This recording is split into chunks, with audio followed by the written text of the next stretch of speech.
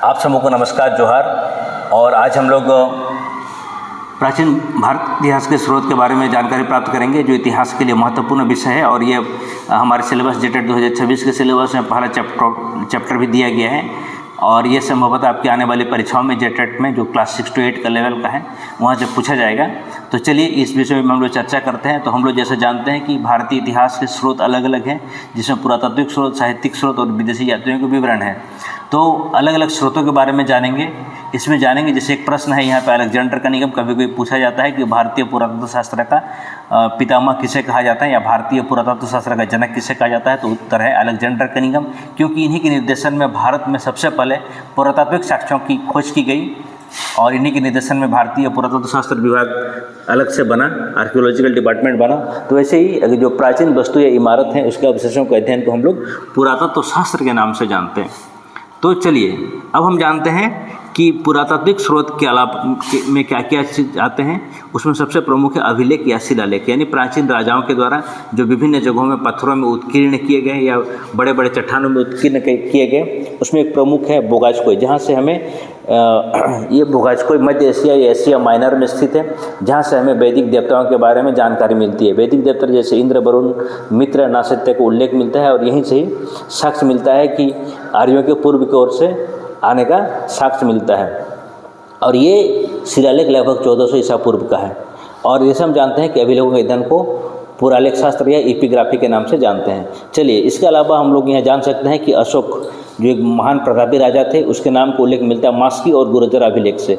वैसे ही समुद्रगुप्त के जो कवि थे, दरबारी थे, हरिसेन, उनके द्वारा एक अभिलेख बनाया गया जिसको प्रयाग प्रशस्ति के नाम से जाना जाता है।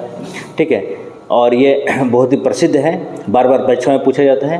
अब हम लोग जानते हैं कि कभी कभी प्रश्न में पूछा जाता है सती प्रथा का उल्लेख कहाँ से किया गया है। ये एरन अभिलेख से किया गया है। ठीक है, और इसमें एक शासक भानुगुप्त के बारे में हमें जानकारियाँ मिलती है। वैसे ही भारत में सबसे पहले हुन आक्रमण, जो विदेशी थे, उनके आक्रमण की जानकारी हमें मिलती है भित्री अभिलेख से। इसके अलावा अब हम जानते हैं सिक्के जो महत्वपूर्ण स्थान रखते हैं हमारे भारतीय इतिहास के स्रोतों में। सिक्कों से तत्कालीन राजाओं की वित्तीय स्थिति के बारे में पता चलता है। और सिक्कों के अध्ययन को हम लोग मुद्रा शास्त्र या न्यूमिस्मेटिक्स के नाम से जानते हैं। प्राचीन सिक्के जो जिसमें केवल चिन्ह रहते थे, ऐसे सिक्कों को आहत या पंचमार्क सिक्कों के नाम से जानते हैं। और सबसे पहले स्वर्ण सिक्के जिन शासकों ने चलाए, ये हिंद यवन शासक या हिंद यूनानी शासकों के द्वारा इसको चलाया गया था। एक प्रकार के सिक्के हैं जिसमें समुद्रगुप्त को बिना बजाते हुए दिखाया गया है। अब यहाँ कुछ प्रश्न जिसको आपको दिमाग में रखना है। सर्वाधिक स्वर्ण मुद्राएं गुप्त शासकों के द्वारा चलाए गए, और सर्वाधिक शुद्ध कुषाण शासकों के द्वारा चलाए गए। ये दो बहुत ही महत्वपूर्ण प्रश्न है जो आपको जेटेट ही नहीं, JSSC या अन्य परीक्षा में पूछे जाते हैं। सर्वाधिक स्वर्ण मुद्रा यानी सबसे अधिक, लेकिन उसके शुद्ध नहीं थे। अगर शुद्ध का बात आएगा तो आपको कुषाण याद रखना है। चलिए अगले प्रश्न में हम लोग चलते हैं।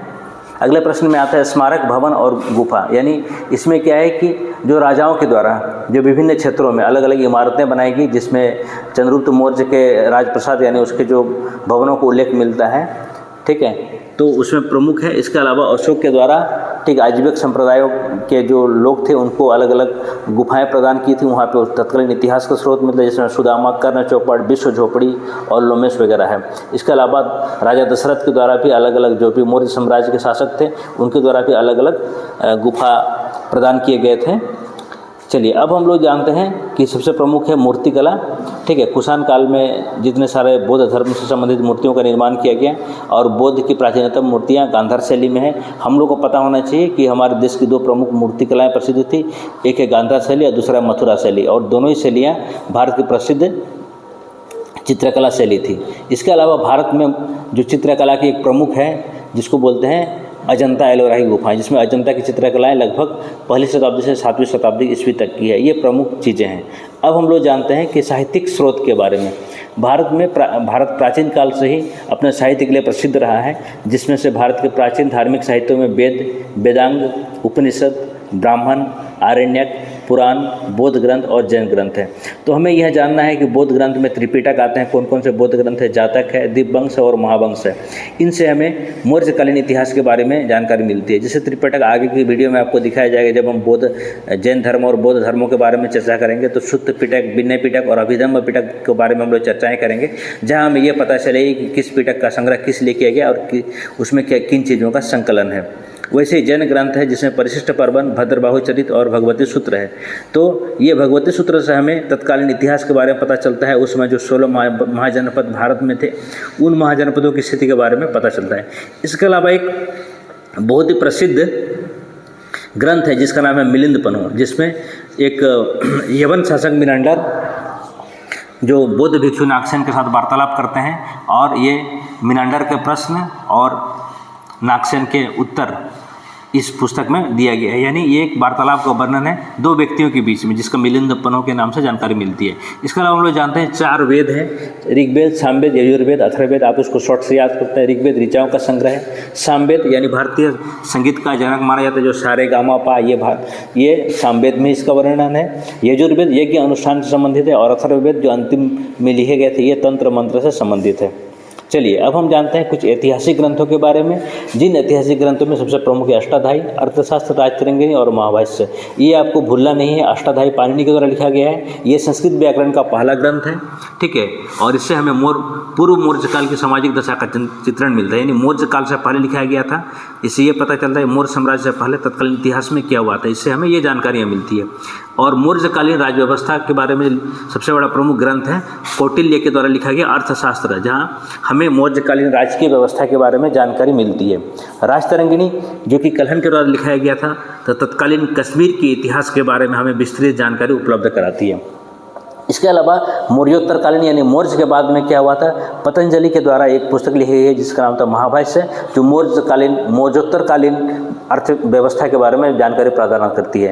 यानी अब अगर मान लीजिए आपके प्रश्नों में ये पूछा जाए कि मौर्यकालीन राज्य व्यवस्था का चित्रण किस पुस्तक में मिलता है या मौर्योत्तरकालीन राज्य व्यवस्था का चित्रण किस में मिलता है, कश्मीर के इतिहास का वर्णन किस पुस्तक में है, तो आप आसानी से इन प्रश्नों को कल रिकॉल कर पाएंगे और साथ ही आप प्रश्नों को उत्तर दे पाएंगे।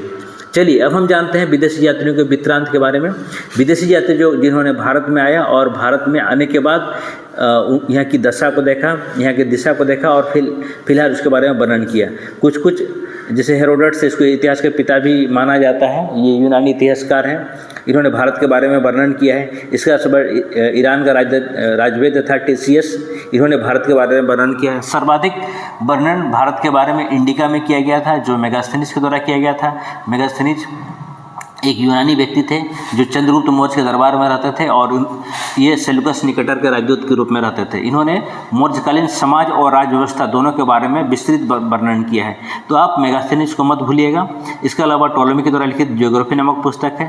प्लिनी के द्वारा नेचुरल हिस्टोरी का नामक पुस्तक लिखा गया है। इसके अलावा पेरिप्लस ऑफ द एरिथ्रियन सी के लेखक जो अज्ञात थे, उन्होंने भारतीय बंदरगाहों के बारे में, यानी पुहार के बारे में, ताम्रलिप्त के बारे में, कावेरीपट्टनम के बारे में विस्तृत वर्णन किया है। अब हम लोग जानते हैं कुछ चीनी शासक, जिसमें याद है फाहियान, संगयून, वेनसांग और इत्सिंग। इसका कालक्रम दिया गया है, कालक्रम को जरूर याद रखिए। साथ में वहाँ कब आए थे उसके बारे में वर्णन दिया गया है और किन के दरबार में आए। जैसे फाहियान 399 ईस्वी में भारत आया था, चंद्रगुप्त द्वितीय के दरबार में, उन्होंने 14 वर्षों तक भारत में रहा। इसके अलावा संगयून 518 ईस्वी में भारत आया, इन्होंने 3 वर्षों तक बौद्ध धर्म की प्रतियों की इकट्ठा की, फिर वापस चले गए। वैसे ही वेनसांग बहुत महत्वपूर्ण है, उन्होंने एक पुस्तक लिखा जिसका नाम रखा सीयूकी। यह हर्षवर्धन के शासनकाल में 630 ईस्वी में भारत आया था। वे लगभग भारत में 15 साल रहा। इसके अलावा इत्सिंग जो 7वीं शताब्दी के अंत तक भारत आया था और उन्होंने भारत में नालंदा, विक्रमशिला जैसे विश्वविद्यालयों में इन्होंने अध्ययन किया। चलिए अब हम जानते हैं तीसरा जो विदेशी यात्री में अरबी थे, अल-बरूनी आए थे मोहम्मद गजनवी के शासनकाल में, जो 1017 में भारत आए थे, ठीक है। और वे आधुनिक तुर्कमेनिस्तान के निवासी थे। उनके द्वारा लिखित पुस्तक किताबुल हिंद या तहकीक हिंद है। वैसे इब्न बतूता जो 1333 में भारत आए थे, मोहम्मद बिन तुगलक के शासनकाल में भारत आए थे। मोहम्मद बिन तुगलक ने इनको दिल्ली का न्यायाधीश नियुक्त किया था, साथ में इनको चीन का राजदूत बना के भेजा था। इसके अलावा अन्य लेखक है जिसमें तारानाथ हैं, ठीक है, जो तिब्बती लेखक के इसके अलावा तारानाथ के द्वारा लिखित पुस्तक है कंग्यूर और तंग्यूर, और मार्को पोलो इटली के यात्री था जिन्होंने दक्षिण भारत का वर्णन किया था, पांड्या देश का वर्णन किया था। ये सारे हम लोगों ने जाना इतिहास के स्रोत और इतिहास के विवरण। आप इनको अच्छे से पढ़िए, जानिए, ठीक है। और आप अपना कमेंट सेक्शन में कमेंट करना ना भूलें कि आपको ये वीडियो कैसा लग रहा है, ताकि हमारा उत्साहवर्धन होता रहे और हम आपके लिए और भी अच्छे कंटेंट बनाते रहें। और हमारे चैनल का नाम है माय ड्रीम डेस्टिनी। अपने दोस्तों को जरूर शेयर करें ताकि उनको भी लाभ मिले। आप सबका चैनल पर बने रहने के लिए बहुत बहुत धन्यवाद।